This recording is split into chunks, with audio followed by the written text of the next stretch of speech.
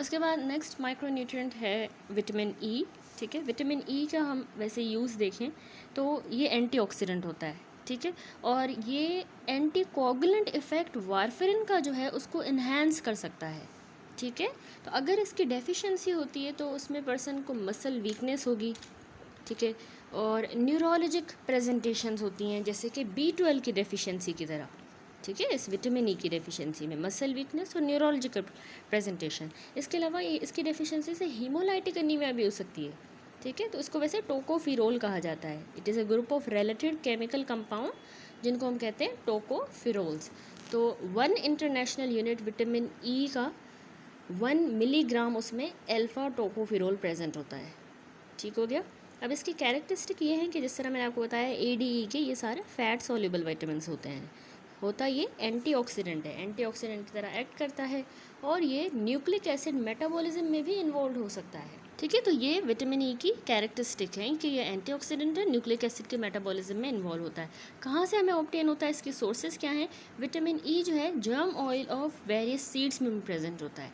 ठीक है, बहुत से जो सीड्स हैं उनका जो ऑयल है उनमें मौजूद होता है। ग्रीन लीफी वेजिटेबल्स में विटामिन ई है, नट्स में और लेग्यूम्स में। ठीक है, जो दालें वगैरह होती हैं।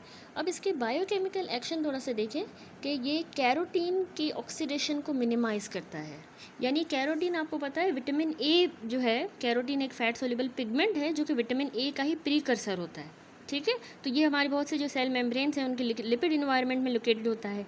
तो इसको ससेप्टिबिलिटी होती है कि ये फ्री रेडिकल्स आकर इसको ऑक्सीडाइज कर देते हैं।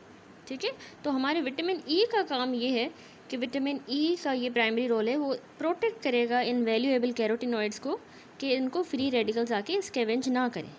ठीक है, तो ये एक काम है। इसके अलावा लिनोलेक एसिड जो है वाइटल, जिसको ओमेगा 6 कहा जाता है, पूफा, तो उसमें मल्टीपल बॉन्ड्स होते हैं, तो उसकी भी फ्री रेडिकल्स से ऑक्सीडेशन हो सकती है। तो उस ऑक्सीडेशन को भी उसको कहते हैं लिपिड पर ऑक्सीडेशन।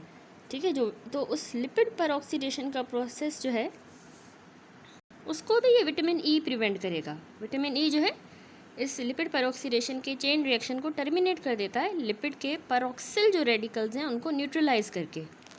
तो फिर उससे ये होगा कि लिनोलेक एसिड और जो इनकी प्रोटेक्शन भी कर रहा है और ओवरऑल सेल मेम्ब्रेन की। तो मतलब ओवरऑल अगर हम देखें इन समरी तो मतलब ये ऑक्सीडेशन से बचा रहा है। कैरोटीन्स हो, विटामिन ए हो, लिनोलेक एसिड, तो सबकी ऑक्सीडेशन को प्रिवेंट करता है, मिनिमाइज़ करता है। ये इसका बहुत इंपॉर्टेंट काम है विटामिन ए का, ई का। ठीक है, और ये इसी उसके नतीजे में फिर मेम्ब्रेन्स ऑब्वियसली स्टेबलाइज होंगी। ठीक हो गया। अब डेफिशिएंसी अगर हो जाती है विटामिन ई की तो क्या होगा? डेफिशिएंसी मैल एब्जॉर्प्शन स्टेट्स में होती है, जैसे अगर सिस्टिक फाइब्रोसिस है या बिलियरी अट्रेशिया, तो जो मैल एब्जॉर्प्शन वाली कंडीशंस हैं उनमें बच्चे को इसकी डेफिशिएंसी होगी। बहुत ज़्यादा अगर आयरन दिया जाए तो उसमें भी विटामिन ई की डेफिशिएंसी के साइंस जो हैं एग्जैजुरेट हो जाते हैं। वो इसलिए कि बहुत सारा जो आयरन है वो क्या करेगा कि अगर मतलब बहुत ज़्यादा आयरन देने से आयरन कैटलाइज कर देता है प्रोडक्शन। आयरन जो है ना वो फेंटोन रिएक्शन के थ्रू कैटलाइज कर देता है प्रोडक्शन ऑफ फ्री रेडिकल्स। ठीक है, उनको बढ़ाएगा। तो उससे ये होगा कि ऑक्सीडेटिव स्ट्रेस ज़्यादा होगा। तो ये स्ट्रेस क्या करेगा? बॉडी के एंटीऑक्सीडेंट डिफेंसेस को डिप्लीट कर देता है, जिसमें हमारा ये विटामिन ई भी आ जाता है। ठीक है, क्योंकि विटामिन ई न्यूट्रलाइज कर रहा है ना फ्री रेडिकल्स को, तो वो भी ऑब्वियसली इससे डिप्लीट हो जाएगा। तो इसीलिए कह रहा है बहुत ज़्यादा आयरन देने से भी विटामिन ई डेफिशिएंसी के साइन एग्जैजुरेट होते हैं। ठीक है, क्योंकि आयरन क्या करता है कि कैटलाइज करता है, फ्री रेडिकल्स को ज़्यादा बनाता है थ्रू फेंटोन रिएक्शन। अच्छा, अब डेफिशिएंसी हुई है किसी को तो उसके क्या इफ़ेक्ट्स पड़ेंगे? ठीक है, डेफिशिएंसी विटामिन ई की वजह से रेड ब्लड सेल्स की हीमोलाइसिस हो जाती है in the premature infants and loss of neural integrity. और उसकी मेन वजह ऑक्सीडेटिव स्ट्रेस है। ठीक है, जो प्रीमेच्योर इन्फेंट है वो ज़्यादा वल्नरेबल होते हैं क्योंकि उनका लो विटामिन ई होता है बर्थ के टाइम पे, और उनकी बॉडी का एंटीऑक्सीडेंट डिफेंस सिस्टम भी जो है वो इमेच्योर होता है। तो और जबकि वो highly oxidative environment after birth को एक्सपोज्ड होते हैं। ठीक है, तो उनमें रेड ब्लड सेल्स जो हैं वो बहुत ज़्यादा ससेप्टेबल होते हैं ऑक्सीडेटिव डैमेज के लिए। उनके मेम्ब्रेन में पूफा होते हैं, पॉली अनसेचुरेटेड फैटी एसिड, तो वो प्राइमरी टारगेट होते हैं फ्री रेडिकल्स के लिए। तो उन पे ऑक्सीडेटिव स्ट्रेस होगा, उनकी हीमोलाइसिस होगी और मेम्ब्रेन डैमेज होगी, आरबीसी टूटेंगे। ठीक है, दूसरा विटामिन ई की डेफिशिएंसी से आरबीसी टूट रही है, ये सारा हमने देखा स्पेशली प्री मेच्योर में। इसके अलावा विटामिन ई की डेफिशिएंसी अनीमिया करवा सकती है इन क्वाशरकोर, ठीक है। क्वाशरकोर जो प्रोटीन एनर्जी मेल न्यूट्रिशन में आ जाता है ना, तो उसमें प्रोटीन की डेफिशिएंसी होती है। डिस्पाइट वो कैलोरिक इनटेक उसका एडिक्वेट है, सिर्फ प्रोटीन की डेफिशिएंसी होती है इसमें। तो प्रोटीन नहीं है तो बाकी भी ऑब्वियसली माइक्रोन्यूट्रिएंट्स की कमी होगी, जिसमें विटामिन ई भी आ जाता है, ठीक है। तो उससे भी ऑक्सीडेटिव स्ट्रेस और ये सारी चीज़ें होंगी, हीमोलाइसिस।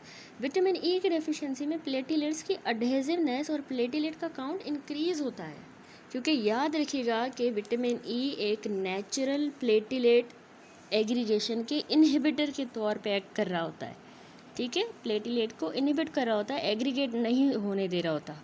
तो अगर विटामिन ई कम होगा, प्लेटिलेट बहुत ज़्यादा रिएक्टिव होंगे, क्लम्प होंगे और स्टिकी हो जाएंगे, ठीक है। तो ये भी याद रखिएगा। उसका यही मैकेनिज्म है कि विटामिन ई जो है ना, प्रोटीन काइनेज सी क्या कर रहे होते हैं, प्लेटिलेट की एक्टिवेशन करवाते हैं, एग्रीगेशन। तो उस प्रोटीन काइनेज सी को हमारा विटामिन ई इनहिबिट करके रखता है, ठीक है।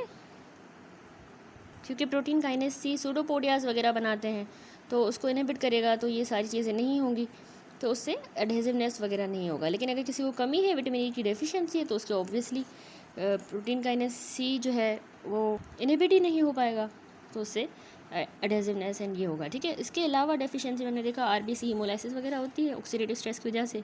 क्वाशरकोर में एनीमिया, प्लेटिलेट की एडहेसिवनेस को भी ये डेफिशिएंसी में बढ़ जाएगी, इसके एडहेसिव हो जाएगी, क्लम्पिंग होगी। और इसके अलावा patient with malabsorption and vitamin E deficiency develop a degenerative reversible neurologic syndrome, जिसमें होता क्या है, सेरिबेलर अटैक्सिया, पेरिफेरल न्यूरोपैथी होगी उसको, ठीक है, और पोस्टीरियर कॉलम की एबनॉर्मलिटीज़ होंगी। ये सब इसलिए हो रहा है क्योंकि विटामिन ई जो है वो नर्वस सिस्टम को ऑक्सीडेटिव डैमेज से बचा के रखता है, ठीक है, प्रोटेक्ट करता है। अगर विटामिन ई नहीं होगा तो जो हाईली ससेप्टेबल फैटी मेम्ब्रेन्स है ना नर्व सेल्स की, ऑब्वियसली वो मेम्ब्रेन्स डिस्ट्रॉय हो जाएंगी, तो इसीलिए ये सारे न्यूरोलॉजिकल डिस्फंक्शन हो रहा है, ठीक है। एक तो ऑक्सीडेटिव डैमेज हो रहा है, पूफास पे ऑक्सीडेटिव स्ट्रेस पड़ रहा है, सेरिबेलर अटैक्सिया हो रहा है ना, सेरिबेलर मूवमेंट्स वगैरह कराता है, तो उसमें मेटाबॉलिक रेट ज़्यादा होता है, पूफा ज़्यादा होते हैं, तो विटामिन ई की डेफिशिएंसी होगी तो ऑब्वियसली परकंजी सेल्स जो हैं वो डैमेज हो जाएंगे, तो उससे अटैक्सिया हो रहा है।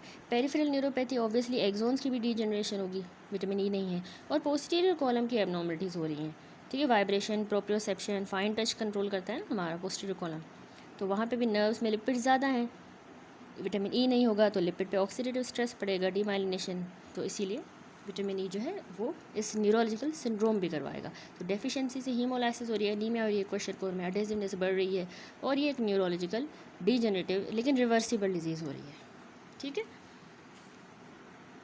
और ये तब होगा अगर बच्चे को मेल एब्जॉर्प्शन है, तो ऑब्वियसली उसकी विटामिन ई की भी डेफिशिएंसी होगी और उसमें ये सिम्टम्स होंगे।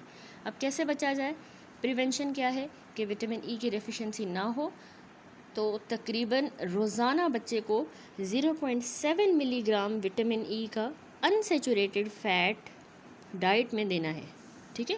0.7 milligram vitamin E unsaturated fat का उसको डाइट में देंगे। जिनको मेल एब्जॉर्प्शन है बच्चों को, जिस तरह क्वाशरकोर वगैरह, तो ऑब्वियसली उनको विटामिन ई की डेफिशिएंसी होगी, तो उन बच्चों को ज़्यादा देना है, मोर हम विटामिन ई देंगे। और जो प्री मेच्योर इन्फेंट्स हैं उनका जो डोज़ है 15 से 25 इंटरनेशनल यूनिट्स पर डे उनको विटामिन ई देना है, ठीक है। प्री मेच्योर में स्पेशली हमने कहा कि आरबीसी की हीमोलाइसिस ज़्यादा होती है, ठीक है, तो उनको हम 15 to 25 इंटरनेशनल यूनिट देंगे, दैट्स इट। ये है विटामिन ई, ठीक है, कितना इम्पोर्टेंट है इसका रोल।